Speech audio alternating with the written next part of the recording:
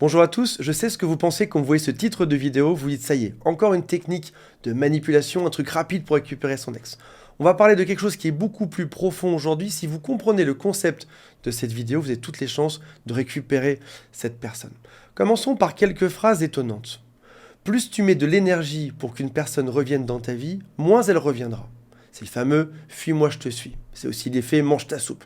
Tu dis à un enfant de manger sa soupe, plus tu lui diras, moins il voudra le faire. On dit aussi que une personne revient dans notre vie au moment où on l'a oublié. Un ex revient dans ta vie quand tu es enfin passé à autre chose. Encore un signe que tu dois mettre l'énergie sur toi et non pas sur l'autre. On va en parler aujourd'hui en détail. On va parler aussi et surtout de ce qui s'appelle le piège évitant anxieux dans un instant. Avant de démarrer, si vous le souhaitez, abonnez-vous à la chaîne. Il y a aussi un quiz qui s'appelle « Quelles sont mes chances de récupérer mon ex ?» Et si vous souhaitez me contacter ou mon équipe, il y a un lien qui est juste en dessous. Il y a 4 styles d'attachement en psychologie. L'attachement, c'est ce qui nous relie aux autres. Tout d'abord, il y a l'attachement normal qui correspond à peu près à 50% de la population. Des personnes qui sont capables de recevoir de l'amour et d'en donner. Et si jamais l'autre ne les aime plus, ils acceptent de partir. Si l'autre les aime, ils se remettent ensemble. C'est l'attachement qui est normal. Je vais vers ce qui est bon pour moi. L'autre ne veut pas de moi, je ne veux pas de l'autre non plus.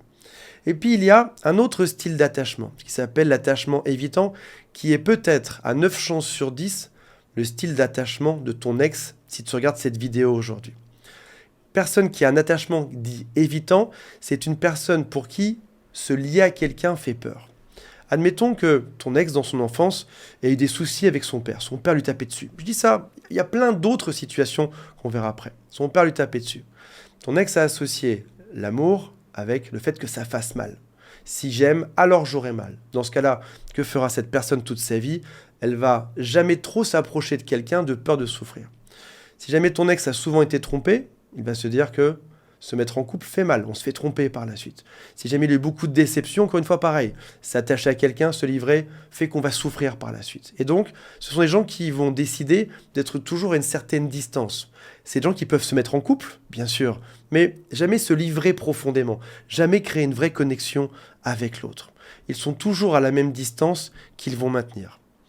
Ils vont éviter la proximité, ils vont éviter l'intimité. Oui, tu auras l'impression qu'ils se livrent, mais ils ne vont jamais trop se livrer. Ils n'aiment pas dépendre des autres, ils manquent parfois d'émotions, en surface en tout cas, parce qu'ils ne demandent que ça, que d'aimer bien sûr, mais ils s'en empêchent. Ils manquent parfois d'empathie, ils ont du mal à s'ouvrir, se livrer, et si quelqu'un s'approche de trop, ils vont les repousser. Ils trouvent que l'intimité est étouffante, l'amour est étouffant de manière globale. Maintenant, passons au troisième style d'attachement, qui s'appelle l'attachement anxieux, qui est peut-être 9 chances sur 10, si tu regardes cette vidéo, peut-être ton cas, ce qui a été mon cas pendant de très nombreuses années également. Quand tu es anxieux, tu penses beaucoup trop à la relation amoureuse, même quand tu es en couple, même quand tout se passe bien. Tu as des ruminations, tu as peur que ce ne soit pas réciproque, tu as besoin que l'autre approuve ce que tu fais. Quand quelqu'un te critique, tu te sens extrêmement mal, tu ne prends pas ça à la légère, pour toi c'est extrêmement dur. Si jamais il y a ce qui s'appelle des red flags, des soucis dans la relation, tu vas les ignorer. Non, non, c'est pas très grave, c'est absolument rien. Tu as peur d'être abandonné. Lorsque l'autre passe du temps avec ses amis, t'es inquiet, t'es jaloux. Pourquoi est-ce qu'il passe du temps avec les autres et pas avec moi? Tu as tendance à prendre trop soin de l'autre. Tu as envie de fusionner, tu as envie d'être extrêmement collé à l'autre. Il y a un quatrième style d'attachement qu'on ne verra pas qui s'appelle l'attachement désorganisé aujourd'hui, qui ne rentre pas, qui ne va pas aider à notre vidéo. Mais bon, bref, sache qu'il y a des personnes qui vont alterner tous ces types d'attachements de manière aléatoire. La combo classique qui fait qu'une rupture amoureuse est extrêmement compliquée, c'est quand toi, tu es anxieux et lui est évitant. Comment est-ce que ça va se traduire au quotidien? Si jamais l'autre te dit « j'ai besoin de prendre du temps pour moi », tu vas te dire « qu'est-ce que j'ai fait de mal ?» Où est-ce que je me suis trompé là-dedans? Alors que si ça se trouve, l'autre a juste besoin de réellement prendre du temps pour lui. Si jamais il te dit « désolé, j'ai pas vu ton message, ton SMS ou ton appel », tu vas te dire « mais tu parlais avec qui? Avec quelqu'un d'autre dans ta vie ?» Si jamais l'autre te dit « je parle avec un mec ou une femme sur Instagram », tu vas être sûr que l'autre te trompe. Si jamais il te dit qu'il passe une soirée avec ses amis, tu te demandes pourquoi est-ce que toi, t'es pas invité à participer à ça. Donc voici comment est-ce que en interne, tu vas analyser ce genre de phrase. Maintenant, lui ou elle va analyser aussi tes phrases de manière différente, de manière biaisée. Si jamais tu lui dis « je suis amoureux de toi », l'autre pense « tu vas être déçu » parce que c'est toujours compliqué d'aimer quelqu'un. Si jamais tu lui dis « j'aimerais qu'on passe plus de temps ensemble », l'autre pensera « je préférais qu'on crée un peu de manque, qu'on se sépare de temps en temps ». Si jamais tu lui dis « Regarde, ce mec me drague, cette femme me drague, t'es pas jaloux ?»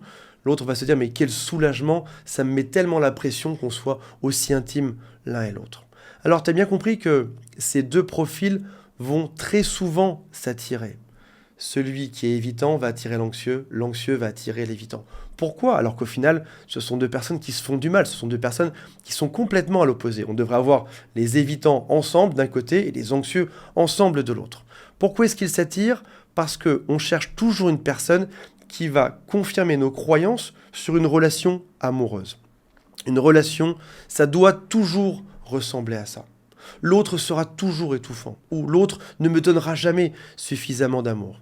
Donc en gros, on a deux styles d'attachement qui ne sont pas sécurisés, qui ne sont pas rassurés, qui vont se mettre ensemble pour créer un sentiment de contrôle.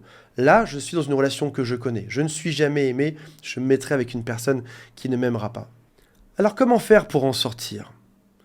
Par chance, la patience, l'amour, peut aider à ce que chacun de ces deux profils aille l'un vers l'autre, fasse un pas l'un vers l'autre, avec bien évidemment de la patience.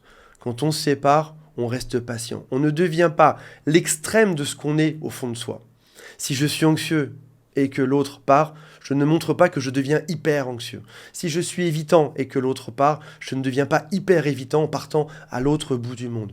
Je me calme dans mon propre profil, avec l'idée que je ne dois pas faire un pas en arrière, mais au contraire, je dois faire un pas en avant, pour essayer de rejoindre ce qui s'appelle l'attachement normal.